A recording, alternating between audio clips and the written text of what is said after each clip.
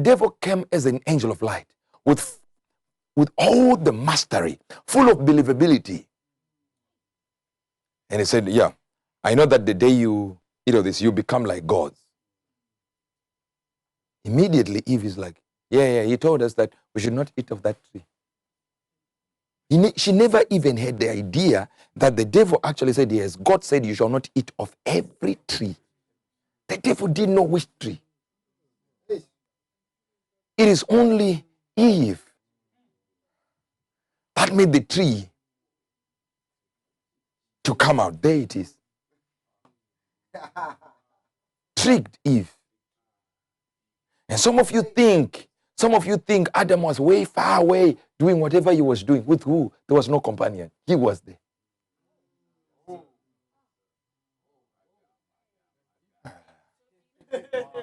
But if it was a snake, Adam would have said, what tricks are you playing, Eve? Who is this one? But he is minding his business somewhere else and letting an angel, because remember, before Adam was created, God had already created angels and placed them on earth. And then the earth is simply a real estate in the spiritual realm. It's actually in the northern region. Now, that's another story we'll deal with another time. Now understand this, that Adam is created in an environment full of angels. So speaking to angels is not an issue. So the mere effect that Eve could be speaking to a shining angel is nothing, no problem. We talk to these people. They are all over the place. We speak to God in the cool of the day. What about the angels? Yeah, well, let them have a conversation. He had no idea this one is a different angel. This one is shiny, powerful. And this one already knows I was given the assignment to guard the presence. But now it has been taken away from me. Now this man is guarding the presence with his wife. And realize if I go to the man will say no. Let me go to the wife. Why? Because the wife was a byproduct of that man. Yes. So he's going to a lesser species. Yes. You didn't hear me. You don't want to hear this truth. This is why even today, women are susceptible to words. You can be as ugly as a cow. If you meet a woman and tell them the words, they say, he's just so nice. He's just so romantic. Can't you see the ugly? You don't understand the things he says to me. He appreciates me. Hey. Men like summary. I told you I love you 20 years ago. Why would you be asking me now to tell you I love you again? I love you quickly. You go to Nigeria, they say, I love you now. By force. Women still like words. And the devil knew, if I continue talking, she will continue divulging information I don't even know myself. Did God say you shall not eat? But that statement tells you that the devil knew that one day he was also naked when he disobeyed. So he's getting into the garden and seeing two people naked to the skin. And he realized, then in that moment we were in one time. Because you see, there are two Edens. If you look in the book of Ezekiel, it tells you that you were corrupted by the number of thy merchandise. There was an Eden where they could do merchandise, sell and trade. But this one, that's another story. I'm not trying to go there. Come on, let's go. I will talk to you about the tale of two gardens.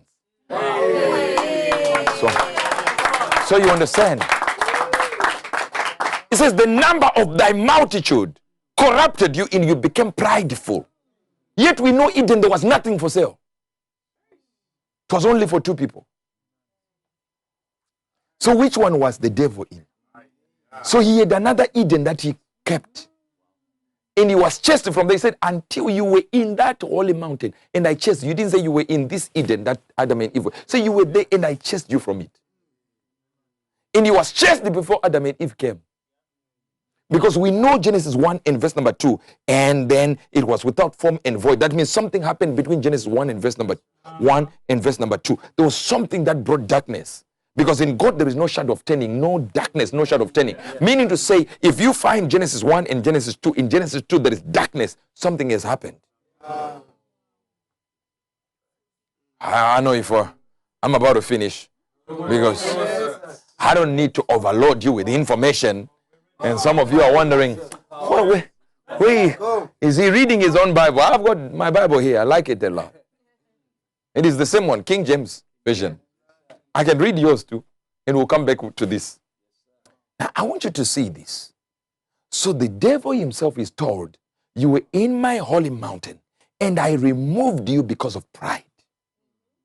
So we know there was some pride that came in. And pride is always predicated upon something. I told you before. There's no way you can just like, it's me, you know. Who are you? Then we look in your bank account, you're on zero. So we know, where are you getting this pride? Let me speak to my Zimbabwean people and Zimbabwean watchers. Come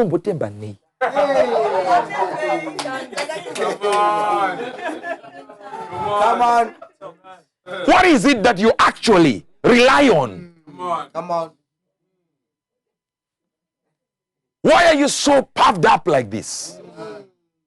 Everyone who has pride is because of one simple thing. They have something that they are predicating that pride on. Something that they say, I know I'm this, so you can't do this to me. It can't just be you. You alone, you. What have you done in life for you to have this pride?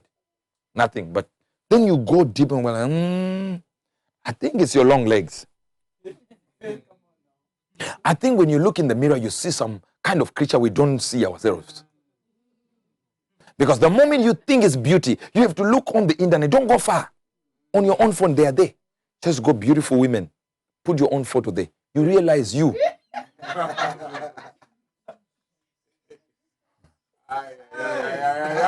on. If you think it's structure, there are kind of bodies, all kinds. Yeah, you will forgive your wife immediately. Like if she loved me like this, there were all these men that could have accepted. If he loved me like this, there were all these women he could have taken. But he chose me. But the problem is pride. You didn't get this. But notice here. Notice. So the devil knew something that had been used to protect the presence of God. So I'm some kind of creature. I'm dangerous here. I'm so deadly. I can protect God. Imagine if you're told you protect me. I remember in Manicaland, in the country, the beautiful country of Zimbabwe. You know, Zimbabwe is a brilliant country. Thank you so much. Thank you so much. Now, and I'm in there with my protocol. In fact, I had one protocol. I'm never going to mention your name. You start with M and end with something. And there were people there that felt like they protected me. Another one starts with G. Now, I'm not mentioning your names. Now, but you, since you're watching, you know it's you. Now imagine they thought they were protecting me. And I kept on telling them, you don't protect me. You're just keeping order. So that when I'm busy and I want to talk to somebody, not this one, you prevent this one from coming in. That's all you are doing. They didn't believe that. They said, we protect him. The day we don't protect him, you will see what will happen to him. Then I get into this stadium. You know, it was a football ground. And we are in there, and somebody, a little girl, this size. Listen to me. Size is relative, but power is absolute. Little girl like this. Demons entered her. And the family kept her locked in the house when they heard I was coming to Manicaland. So she didn't drink, didn't smoke, nothing. So she was sober to the tea. Sober. And they brought her to this stadium. Never drank nothing. Not smelling of any alcohol. When she got there, and I'm moving like this, alcohol smell filled the place, the whole stadium. You remember? Alcohol, people were like, what happened? Somebody brought the whole truck of beer. No, one woman manifesting and demons smelling of alcohol. Now, some of you have a problem and say, oh, man of God, alcohol is not a problem. I understand it's not a problem. But if you understand that the word alcohol is the word algor, okay? It is an Arabic thing. It simply means flesh-eating demon.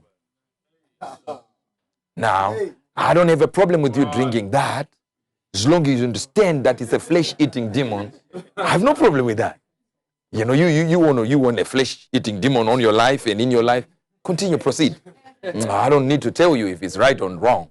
Now understand this now. Now hear this. And these guys are in front, moving like this and telling people, move. You know, no protocol can have this Judas spirit on them. You know, where they feel like they are me.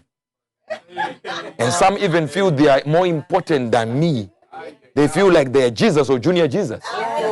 Now, so they are moving around, and they're telling everyone, move. You know, they're not even nice guys. Just move. This little girl from afar ran towards them, whooping them.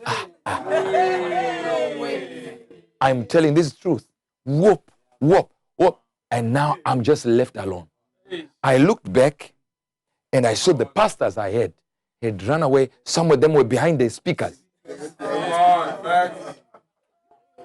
Running away from a little girl. I'm now left alone. I pointed at this lady like this, and I went like this. She rolled on the floor, screaming, just one finger. Now, after I was done, and she's celebrating, I called all my protocol. I said, who is protecting who? You're missing this.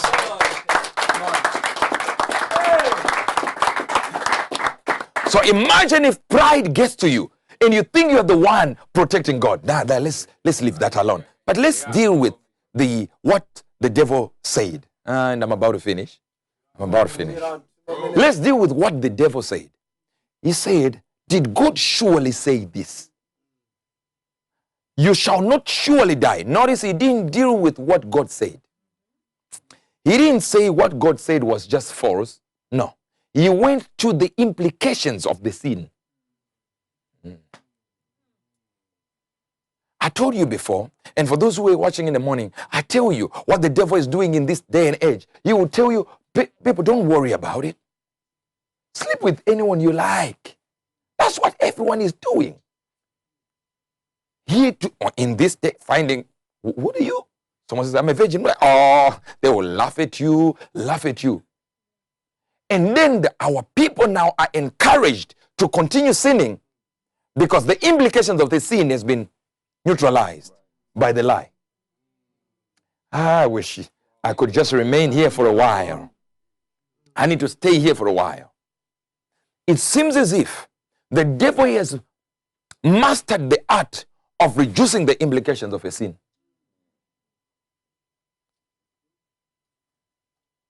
Everyone drinks nowadays. Meanwhile, you are the only one who is a drunkard. Or even preachers drink. No, we're not talking about Roman Catholic Church here. This is Spirit Embers. We don't. Everyone smokes. Where? Everyone goes out at night to the clubs. It's only you. And a few friends. Nowadays, you'll never find a virgin nowadays. No, you're the only whore there is. This is the reality. You're the only prostitute. But you've told yourself, everyone does it. The Bible says it this way, that fornication is a sin. That means sleeping with a man before marriage is a sin. Full stop. Why is it so? Because it's marriage. But it is illegal marriage. The moment you bond in sex with a man, you've already married them.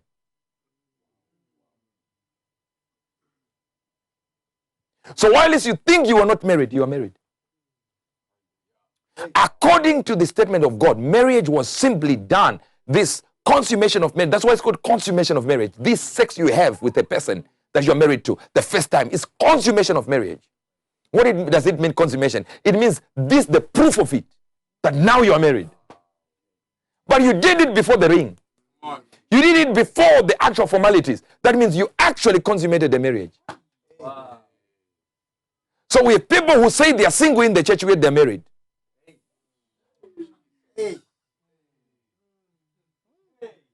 Oh, you didn't hear me. There are people who say they are fatherless, yet they left their babies in the plastic. Anyway, you didn't get this. Some people will wake up tomorrow. I didn't want to say that. But if you miss the hypocatastasis, I have no idea what I can do. This is why we have a church that opposes single mothers, because they kept the baby.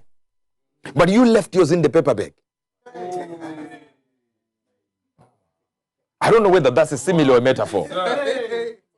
Or it's a hypocatastasis. Somebody said hypocatakata.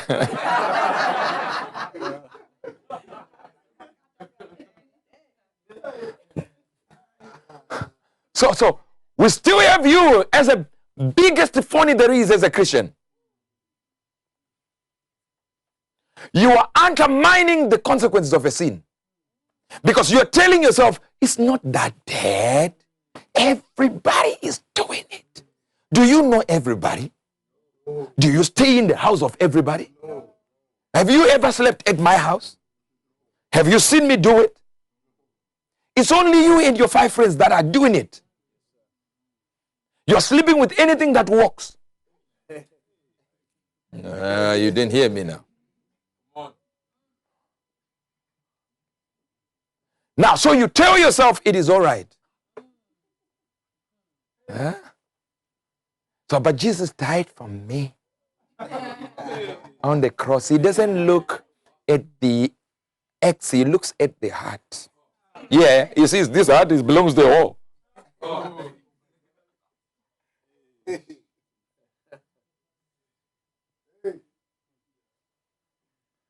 Jesus died for all our sins. Yeah. Jesus became sin for us. Yeah. He was alcoholism, but not an alcoholic. He was on the cross as prostitution, but not a prostitute. You didn't hear me. You didn't. He was there as addiction, but he was not addicted. When he died, sin came upon him.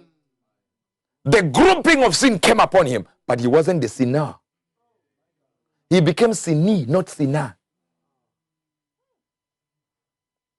Jesus died for us. No, so we are free.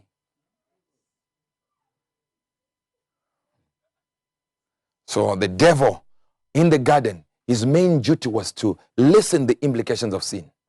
He said, you don't need to worry about it. God knows that on the day you take this, you will not surely die. Notice here when God came and he had a problem, his main question was, who told you you were in sin? Who opened your eyes? He said, who opened your eyes? Notice he's not asking who opened in the sense of what opened, because he knows it's the fruit. But he knew there was somebody who told them to eat. So whatever sin you commit, somebody told you to commit it. There is no need for me to smoke weed when I've never tested it before. I never desire it. The reason why you desire sex, because you had it before. And you know exactly what it feels like. So you demand it. The reason why you like that kiss, because you know what your body feels like when you are kissing. So immediately you want that thing. But if you never had a kiss, you'd be, what's so interesting? Especially some of us, we don't like sushi. They didn't even hear what I just said. What's so nice about somebody's lips? It's not cooked. No spice, no salt on it. But because you know what it felt like, so you need it again. I'm staying on this. I know you're hoping I just go past it like this. I'm staying on this now. We are still here. Oh, we need a few more minutes on this one. So the desires in it says, when Eve looked, she saw Maliva in Kovalata Ravanuvien. She saw that everything was good.